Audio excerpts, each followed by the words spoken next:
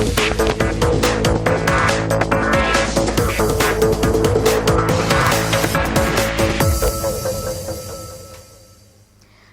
High নিউজে সকলকে স্বাগত। সঙ্গে রয়েছে আমি রিম্পি। শুরু করছে স্পোর্টস টুডে, আর শুরুতেই দেখে নেব আজকের হেড।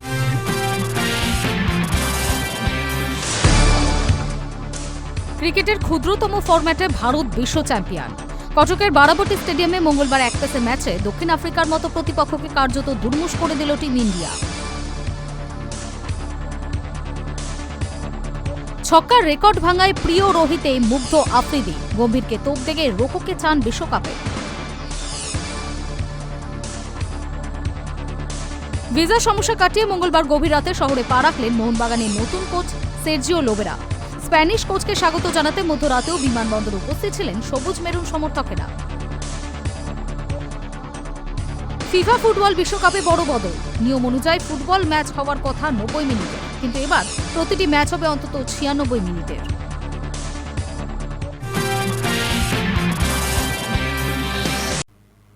ক্রিকেটের ক্ষুদ্রতম ফরম্যাটে ভারত বিশ্ব চ্যাম্পিয়ন। 2024 সালে বিশ্ব চ্যাম্পিয়ন হওয়ার পর হারতে হয়েছে মাত্র 4টি ম্যাচে, বাকি সবকটিতেই জয়। আর তা আরও একবার দেখিয়ে দিলেন সূর্যকুমার যাদবরা। কটকের বারাবতী স্টেডিয়ামে মঙ্গলবার এক পেসে ম্যাচে দক্ষিণ আফ্রিকার মতো প্রতিপক্ষকে কার্যত দুর্মুষ করে দিল টিম ইন্ডিয়া। ক্রিকেটের ক্ষুদ্রতম ফরম্যাটে ভারত বিশ্ব চ্যাম্পিয়ন। 2024 সালের বিশ্ব চ্যাম্পিয়ন হওয়ার পর হারতে হয়েছে মাত্র 4 ম্যাচে, বাকি সবকটিতেই জয়। সেটা যে কেন তা আরও একবার দেখিয়ে দিলেন সূর্যকুমার যাদবরা। কটকের বারাবতী স্টেডিয়ামে মঙ্গলবার এক পেসে ম্যাচে দক্ষিণ আফ্রিকার মতো প্রতিপক্ষকে কার্যত দুর্মুষ করে দিল টিম ইন্ডিয়া। প্রথমে হার্দিক পান্ডিয়ার অনবদ্য ইনিংস, তারপর বোলারদের দাপটে টিম ইন্ডিয়া জিতল 101 রানে। দক্ষিণ আফ্রিকা অল আউট হল মাত্র 74 রানে। মঙ্গলবার ফের টস হারে ভারত। প্রত্যাশিতভাবেই টস জিতে প্রথমে বোলিং করার সিদ্ধান্ত নেয় দক্ষিণ আফ্রিকা। প্রথমে ব্যাট করতে নেমে শুরুটা বিশ্রী হয় টিম ইন্ডিয়ার। প্রথম ওভারেই ফেরেন সহ অধিনায়ক শুভমান গিল। টি-20তে লাগাতার ব্যর্থ হয়ে চলেছেন তিনি। স্বাভাবিকভাবেই তার উপর চাপ বাড়বে। অধিনায়ক সূর্যকুমার যাদবও এদিন ব্যর্থ হয়েছেন। এদিন মাত্র 17 রানে 2 উইকেট খুইয়ে চাপে পড়ে যায় টিম ইন্ডিয়া। এরপর খানিকটা পাল্টা লড়াই শুরু করেন তিলক বর্মা, অক্ষর প্যাটেল, কিন্তু তারা কেউই রানের গতি বাড়াতে পারেননি। সেই কাজটা করতে হয় হার্দিক পান্ডিয়াকে।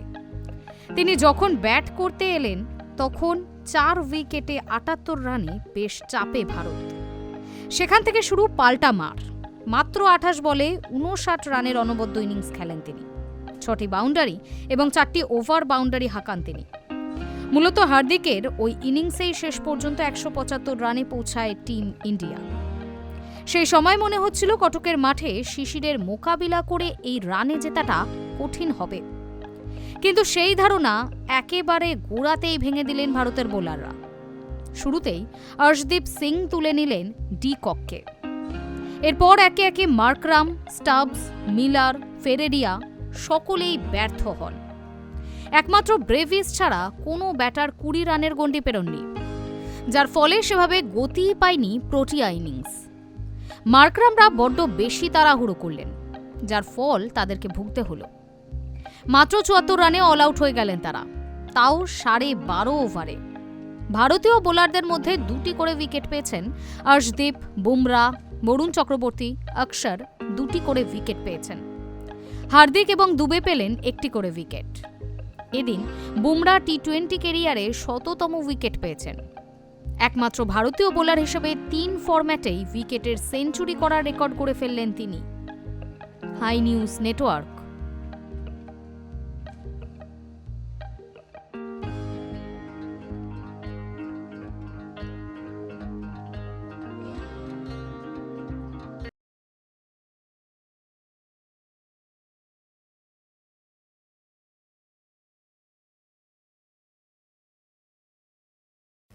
ছক্কার রেকর্ড ভাঙায় প্রিয় রোহিতে মুগ্ধ আফ্রিদি। গম্ভীরকে তোপ দেগে রোকোকে চান বিশ্বকাপে। ওয়ানডেতে আফ্রিদির ছক্কার রেকর্ড ভেঙে দিয়েছে রোহিত। ছয়ের রাজা রোহিত শর্মা। আন্তর্জাতিক ওয়ানডেতে সবচেয়ে বেশি 6 এখন রোহিত শর্মার নামে। ভেঙে দিয়েছেন শাহিদ আফ্রিদির রেকর্ড। পাকিস্তানের প্রাক্তন ক্রিকেটার রোহিতের প্রশংসায় পঞ্চমুখ। তবে ভারতের কোচ গৌতম গম্ভীরকে ছেড়ে কথা বলছেন না তিনি। 50 ওভারের ক্রিকেটে সবচেয়ে বেশি ছক্কার রেকর্ড দীর্ঘদিন ছিল পাকিস্তানের শাহিদ আফ্রিদির দখলে। তিনি 398 ম্যাচে 351টি ছক্কা হাঁকিয়েছেন। রাঁচিতে দক্ষিণ আফ্রিকার বিরুদ্ধে প্রথম ওয়ানডেতে তাকে ছাপিয়ে গিয়েছেন রোহিত। জানি আফ্রিদি বলেছেন, রেকর্ড ভাঙার জন্যই তৈরি হয়। আমি খুশি আমার পছন্দের এক প্লেয়ারই সেই রেকর্ড ভেঙেছে। আইপিএলে ডেকান চার্জার্সের হয়ে খেলেছেন রোহিত আফ্রিদি। প্রাক্তন সতীর্থকে নিয়ে প্রাক্তন পাক তারকার আরও বক্তব্য, চার্জার্সে অনুশীলনের সময় ওকে ব্যাট করতে দেখেছি, ওর প্রতিভা আমাকে মুগ্ধ করেছিল।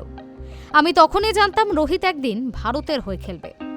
ও নিজেকে অন্যতম সেরা ব্যাটার হিসেবে প্রমাণ করেছে। তবে রোহিত শর্মা বিরাট কোহলিকে নিয়ে গৌতম গম্ভীরের পরিকল্পনার তীব্র বিরোধী আফ্রিদি। গম্ভীর জামানায় রোকো টেস্ট থেকে অবসর নিয়েছে, এমনকি ওয়ানডে কেরিয়ারও প্রশ্নের মুখে পড়েছে। তবে দক্ষিণ আফ্রিকা সিরিজে দুজনেই আগুনে ফর্মে ছিলেন।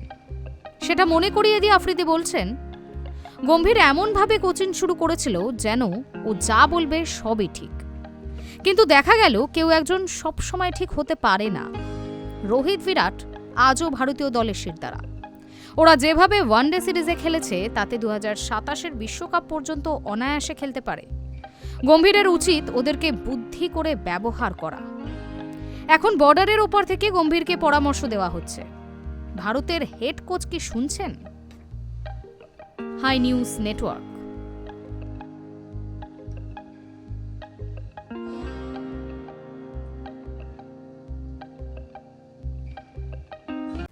আইপিএলের মিনি নিলাম নিয়ে উন্মাদনা তুঙ্গে উঠতে শুরু করে দিয়েছে। 16 ডিসেম্বর সংযুক্ত আরব আমিরশাহিতে নিলাম, যেখানে আগে নিলামে নাম লেখানো প্লেয়ারের সংখ্যা ছিল প্রায় 1400-র কাছাকাছি, সেখানে এর থেকে এক ধাক্কায় এই সংখ্যা নেমে এসেছে 1005-এ। আইপিএলের মিনি নিলাম নিয়ে উন্মাদনা তুঙ্গে উঠতে শুরু করেছে। 16 ডিসেম্বর সংযুক্ত আরব আমিরশাহিতে নিলাম। এবারে নিলামে স্লট আছে 77টি, যার মধ্যে বিদেশিদের জায়গা রয়েছে 31টি। সব মিলিয়ে 350 জন ক্রিকেটারকে নিয়ে দড়ি টানাটানি চলবে। যেখানে আগে নিলামে নাম লেখানো প্লেয়ারের সংখ্যা ছিল প্রায় 1400-র কাছাকাছি, সেখান থেকে এক ধাক্কায় অনেক নাম বাদ পড়েছে। আবার বিশেষ অনুরোধে এক বিদেশি তারকার নিলামে নাম ঢোকার ঘটনাও ঘটেছে। প্রাথমিকভাবে জানা গিয়েছিল এবারের আইপিএল মিনি নিলামের জন্য নাম লিখিয়েছেন প্রায় 1400 জন ক্রিকেটার। 14টি দেশ থেকে ক্রিকেটাররা আছেন এই তালিকায়। কিন্তু এতজনকে তো নিলাম টেবিলে তোলা সম্ভব নয়, তাই যোগ্যতা অনুযায়ী ঝাড়াই বাছাই করা হয়েছে। সেখান থেকে 1005 জনকে বাদ দেওয়া হয়েছে। এবার 35 জন নতুন ক্রিকেটারের নামও নথিভুক্ত হয়েছে, যাদের নাম আগে নিলাম তালিকায় ছিল না। যার মধ্যে বড় নাম বলতে আছেন কুইন্টন ডি কক। সম্প্রতি দক্ষিণ আফ্রিকার তারকা ভারতের বিরুদ্ধে ওয়ানডেতে সেঞ্চুরি করেছেন। জানা গিয়েছে একটি ফ্র্যাঞ্চাইজি তাকে কিনতে আগ্রহী। তারা আলাদা করে বিসিসিআইকে অনুরোধ করে প্রোটিয়া তারকার নাম নিলামে ঢোকাতে। তবে মহা নিলামে তার ন্যূনতম মূল্য ছিল 2 কোটি টাকা। সেখানে এবার তার ন্যূনতম মূল্য রাখা হচ্ছে 1 কোটি। গতবার ডিককে কলকাতা নাইট রাইডার্স কিনেছিল। এছাড়া বিদেশিদের মধ্যে দুনিত ওয়াল্লাগে বা কুশল পেরেরার নাম নতুন নথিভুক্ত হয়েছে। সব মিলিয়ে বিসিসিআই তালিকায় এখন নাম সংখ্যা 350। জানা গিয়েছে 16 ডিসেম্বর ভারতীয় সময় দুপুর 2:30টার সময় নিলাম শুরু হবে। প্রাথমিক নিলামের পর দলগুলিকে বলা হবে অবিক্রিত প্লেয়ারদের তালিকা জমা করতে। সেই অনুযায়ী পরবর্তী নিলাম। উল্লেখ্য, নাইটদের হাতে 64.3 কোটি টাকা রয়েছে। 2 কোটি টাকা মূল্যে যে 45 জন ক্রিকেটারের নাম লিখিয়েছেন তার মধ্যে 43 জন বিদেশি।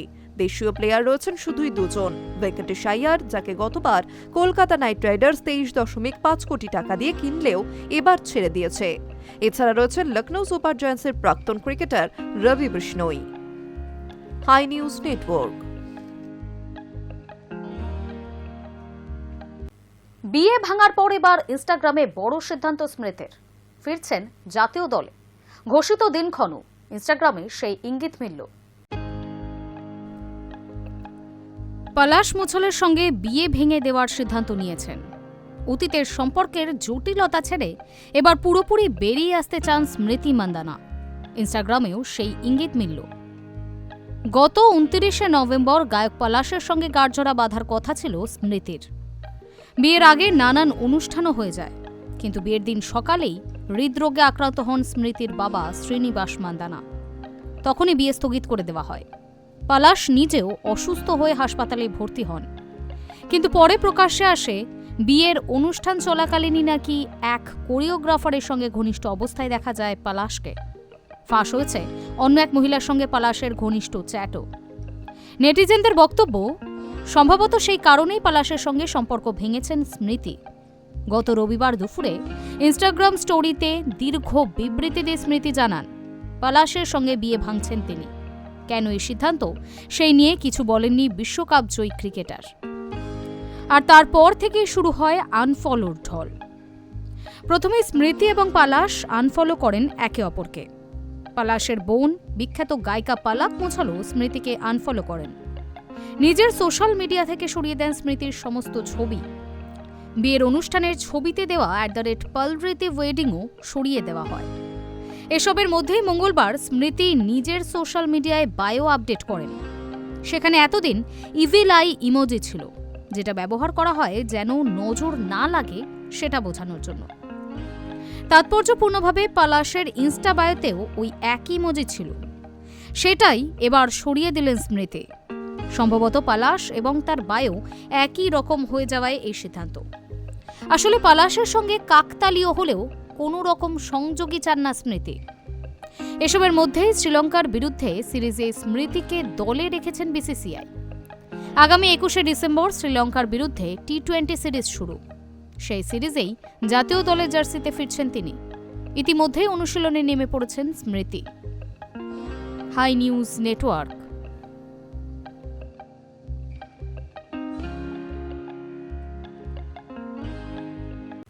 ভিসার সমস্যা কাটিয়ে মঙ্গলবার গভীর রাতে শহরে পা রাখলেন মোহনবাগানের নতুন কোচ সের্জিও লোবেরা। স্প্যানিশ কোচকে স্বাগত জানাতে মধ্যরাতেও বিমানবন্দরে উপস্থিত ছিলেন সবুজ মেরুন সমর্থকেরা। কবে থেকে দলকে নিয়ে অনুশীলনে নামবেন লোবেরা? ভিসা সমস্যা কাটিয়ে মঙ্গলবার গভীর রাতে শহরে পা রাখলেন মোহনবাগানের নতুন কোচ সের্জিও লোবেরা। স্প্যানিশ কোচকে স্বাগত জানাতে মধ্যরাতেও বিমানবন্দরে উপস্থিত ছিলেন সবুজ মেরুন সমর্থকরা। তাদের ভালোবাসায় আপ্লুত মোহনবাগানের নতুন কোচ। কলকাতায় পা রেখেছেন লোবেরার সহকারী দেওগ্রাসিয়া মার্কেজো। কবে থেকে দলকে নিয়ে অনুশীলনে নামবেন লোবেরা? এখন এই প্রশ্নটি ঘুরপাক খাচ্ছে। বুধবার জেসন কামিন্সদের অনুশীলনে ছুটি। জানা গিয়েছে কলকাতায় প্রথম দিন বিশ্রাম নেবেন তিনি। বৃহস্পতিবার থেকে জিমি ম্যাকলারেনদের নিয়ে মাঠে নেমে পড়তে চলেছেন মোহনবাগানের নতুন কোচ সের্জিও লোবেরা। যদিও মোহনবাগান ফুটবলাররা অনুশীলনে নেমে পড়েছিলেন আগেই। 2 সপ্তাহ আগে মোহনবাগানের কোচ হিসেবে নাম ঘোষণা হয়ে গেলেও ভিসা সমস্যার জন্য ভারতে আসতে দেরি হচ্ছিল লোবেরার। তার অনুপস্থিতিতে ফিটনেস ট্রেনার সার্জিও গার্সিয়া ফুটবলারদের ফিটনেস অনুশীলন করিয়েছেন। সোমবার থেকে অনুশীলনে নেমে পড়লেও এদিন পায়ে ফোসকা পড়ার জন্য দলের সঙ্গে অনুশীলন করতে পারেননি দিমিত্রি পেত্রাতস। মাঠে এলেও হালকা জিম করেন। অন্যদিকে এই পর্বে মোহনবাগান মাঠেই অনুশীলন করছিলেন জেসন কামিন্সরা। তবে বৃহস্পতিবার থেকে যুব ভারতীর অনুশীলন মাঠে দল নিয়ে নামবেন লোবেরা। সুপার কাপে ইস্টবেঙ্গলের সঙ্গে ড্র করে প্রতিযোগিতা থেকে বিদায় নেওয়ার পর মলিনাকে সরিয়ে দিয়েছে মোহনবাগান ম্যানেজমেন্ট। আপাতত এই মরশুমে আইএফএ শিল্ড জয় পেলেও ডুরান্ড কাপ ও সুপার কাপে সাফল্য আসেনি মোহনবাগানের। হোসে মলিনার বিদায়ের পর এবার মলিনাকে আবর্ত করে আইএসএলে ধারাবাহিকতা দেখিয়ে ফের ট্রফি জয়ের স্বপ্ন দেখছে সবুজ মেরুন সমর্থকেরা। সুপার কাপের ব্যর্থতার পর এই মাঝ মরশুমে ভারতীয় ফুটবল যিনি চেনেন এমন কোচের খোঁজে ছিল মোহনবাগান ম্যানেজমেন্ট। সেই দিক থেকে সের্জিও লোবেরা উপযুক্ত ব্যক্তি। একাধিক আইএসএল ক্লাবে সুনামের সঙ্গে কোচিং করিয়েছেন অতীতে। জিতেছেন আইএসএল লিগ শিল্ড ও কাপ জয়ের অভিজ্ঞতাও রয়েছে তার। এর আগেও লোবেরার সঙ্গে ইস্টবেঙ্গলের কথা এগিয়েছিল, কিন্তু সেবার আর কলকাতার দলে কোচিং করানো সম্ভব হয়নি লোবেরার। এবার মোহনবাগানের কোচের চেয়ারে বসে কতটা সাফল্যের মুখ দেখেন এই স্প্যানিশ কোচ, সেটাই দেখার। Hi news network.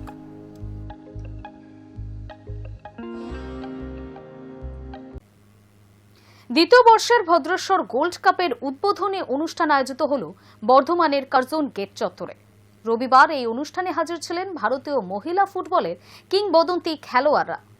মোহনবাগান, মহামেডান সহ মোট ৮ দলীয় Bhadreswar gold cup football tournament শুরু হবে ৫ই জানুয়ারি থেকে। দ্বিতীয় বর্ষের ভদ্রেশ্বর গোল্ড কাপের উদ্বোধনী অনুষ্ঠান আয়োজিত হল বর্ধমানের কার্জন গেট চত্বরে।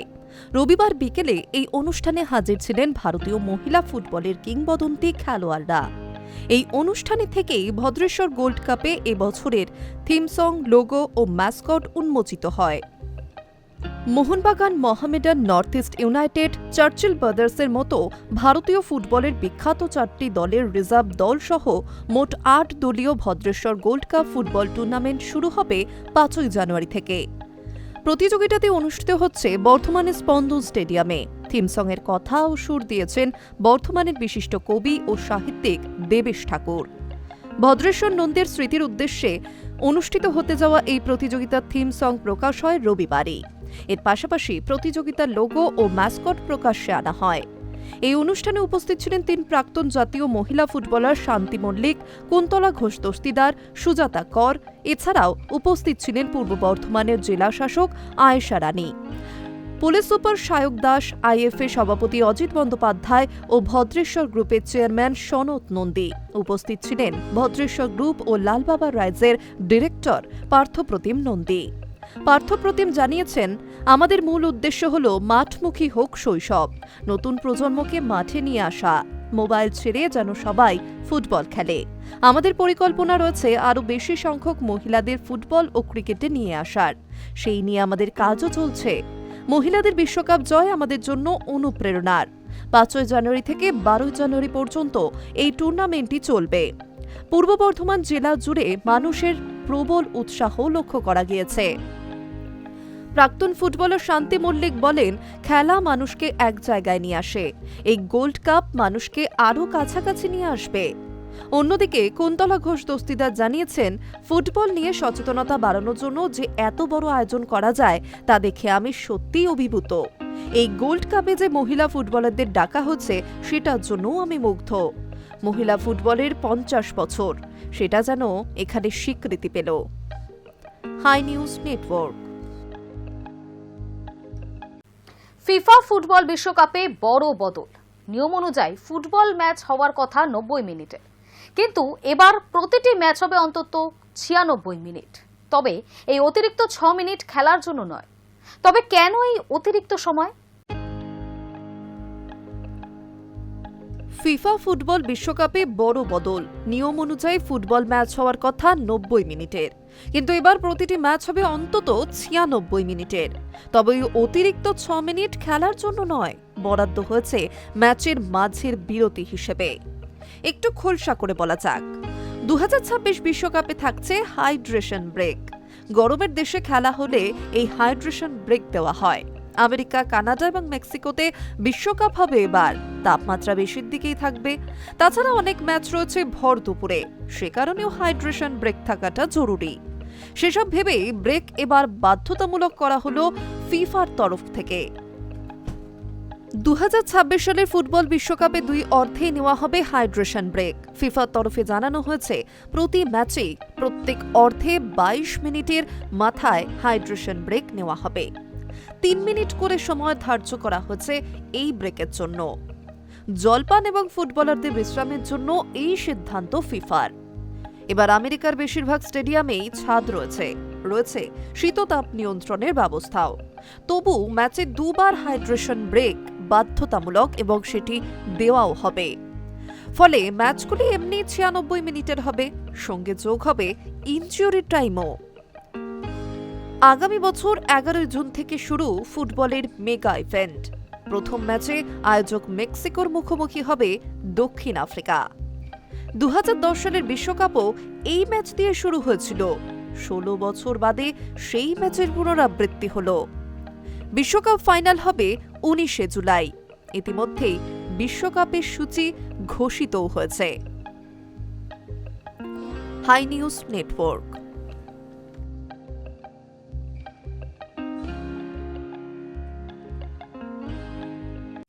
স্পোর্টস টুডে এখনকার মতো এই পর্যন্তই। খেলার দুনিয়ার বিভিন্ন আপডেট দেখতে চোখ রাখুন হাই নিউজে।